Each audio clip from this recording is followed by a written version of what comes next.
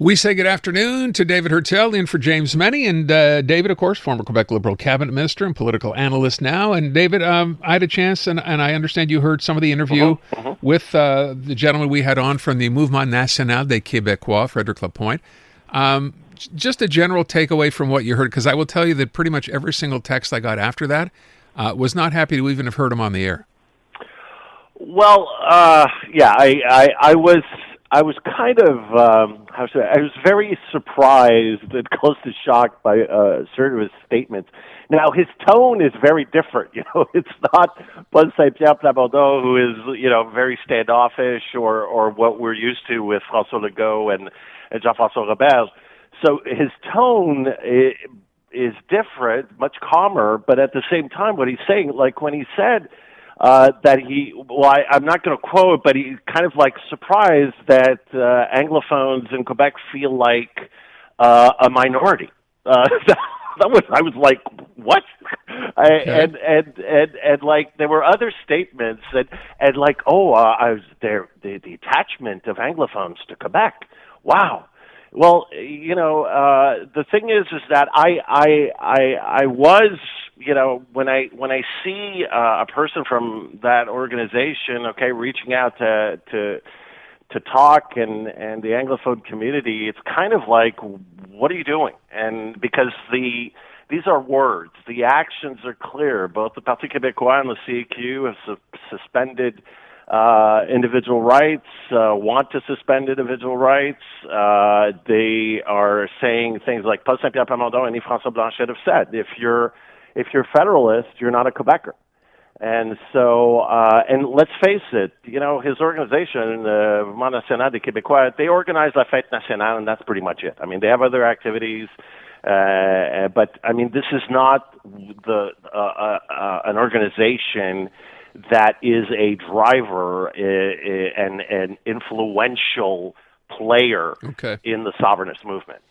By the way, just one part of this that I just want you to weigh in on. When I brought up to him the idea that, in 1980 and 1995, after the last two referendums, we know what happened. And that, by the way, started when the PQ got elected in the 70s. Businesses left, head offices left. I mean, that's not up for debate. But he didn't seem ready to accept that that's, in fact, what happened. Well, and of course not, because, again, when he's saying, by the way, and you brought up things like, the Robert's quote that we talk often about, in Montreal. Well, we're hearing too much English. Did you? I didn't hear. Maybe I missed it, but during your interview, I didn't hear once any fact, any number, anything based on actual measurable matrix about anything having to do with language or the economy or anything. No. And he even raised the issue.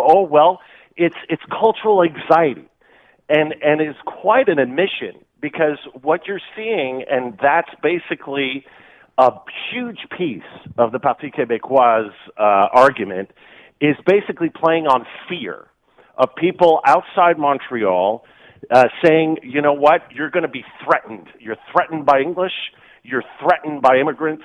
And somehow this will destroy Quebec.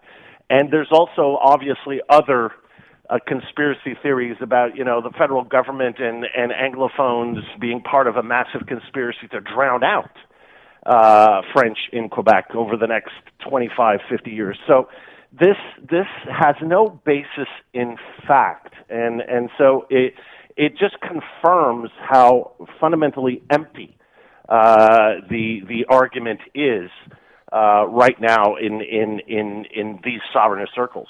All right, let me move from that. Speaking of sovereignty, now we have to refer to it, of course, as to what's going on in Alberta, believe it or not, because I think we find out later this afternoon or tonight that Danielle Smith, this is the rumor, I think, today, David, will in fact announce that they will go ahead and pose the question on a referendum. Well, that's what's coming out, and quite a hectic and very eventful last 48 hours in Alberta. You have the finance minister and a senior healthcare minister resigning, forcing a major cabinet shuffle today. The official reason is that they're not planning on running again in 2027 when there's supposed to be an election, so they want to, let the chance to somebody else to step up. But rumor has it, and I've read certain reports, that these ministers were federalists. It's funny to say about Alberta politics, but they were, pro-Canada, and so there were some tensions there. And this committee hearing yesterday, there's a legislative transpartisan committee that was talking about the referendum, and there was this question of possibly putting on the ballot not only the separation question, but a pro-Canada question. Do you want to stay in Canada, or something to that effect? And anyways, snafu, and there's a lot of let's say mistrust between the UCP, the governing party led by Daniel Smith, and the NDP, the opposition, and so now at 6:45 Alberta time, she will go on television to speak to Albertans.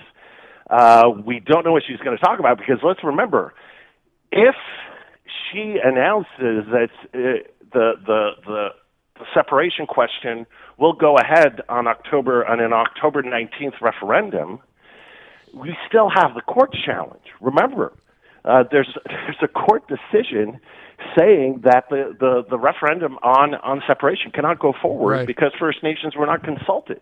Now, that may go to appeal, but it's going to be very interesting to see what she says. But let's just say right now there's a lot of turmoil, because the pro-Canada forces, what they're trying to do is put a resolution before the Alberta legislature to take position. Are you for Canada or not? Because the referendum question has not been adopted by a resolution of the Alberta Legislative Assembly. Here in Quebec, we're used to it. Twice, it went before the National Assembly, and because the Parti Québécois had a majority of seats, the resolution passed. But this is not the case yet in Alberta. There hasn't been a resolution voted by elected members. Daniel Smith is trying to put the question directly to referendum without having to vote on it herself, and her party vote on it herself in the Legislative Assembly. So there's a lot of moving parts right now, a lot of strategy, a lot of elbowing and jockeying, and seemingly also some internal turmoil in Daniel Smith's own government. I wonder, too, it didn't take long for Pierre Poilievre to jump into this. And you know what? I mean, the ink's not even dry in anything that's come out, and he's already out there saying, here's what I'm going to do if this happens. Yes, I know. So he's trying. Well, look, and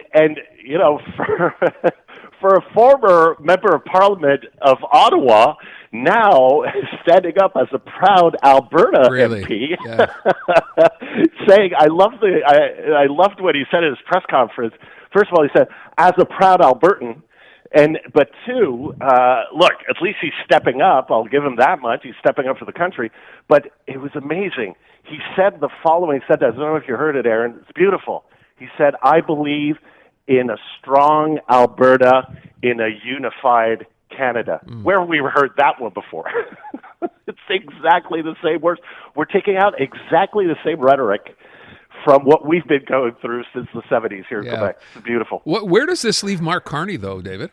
Well, Mark Carney, I think, playing it very well. Look, his strategy, and by the way, he had a very good day, following up on what we talked about yesterday about British Columbia. He had a very good day with Premier Eby of British Columbia today, because today, Premier Eby said, BC has no better friend than Canada. So after yesterday going out and saying, only the sovereignist provinces are getting all the attention, Mark Carney basically sat down with David Eby and said, look, there's going to be projects, there's going to be money. What came out of the meeting, a third of the current, national interest projects that are being studied by the federal government come from BC.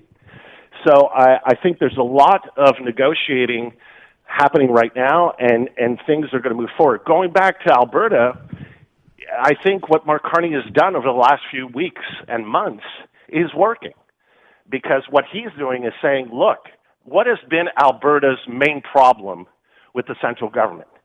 And for decades, it's been giving enough freedom for Alberta to freely exploit as much as possible its natural resources. And what is Prime Minister Carney doing? Just that.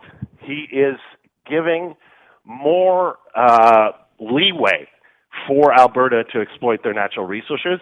And when you look in the polls, it's working. In Alberta right now, it's not like sovereignty in Alberta is as low and maybe even a bit lower than it is here in Quebec. So it's working, and his popularity, Mark Carney's popularity, obviously not as high as here in Quebec or Ontario, but over 40%, which is unheard of for a Liberal Prime Minister in Alberta. Well, it's about to get really, really interesting, that's for sure. Oh, yeah. David Heurtel. David, thank you. Adamait. Hello, Canada. This is Bryan Adams Radio. Hosted by Bryan Adams himself. We'll play a few of mine, a ton of my favorites, and some must-hear behind-the-scenes stories from the world of rock and roll. One thing about doing rock and roll so long is you end up meeting a lot of the people that you admire. Sometimes you even get to work with them. It's only love, and that's all. Bryan Adams Radio. I'm coming back to you. Now available on the free iHeartRadio app. Hey everybody, how are you tonight? Sounds great.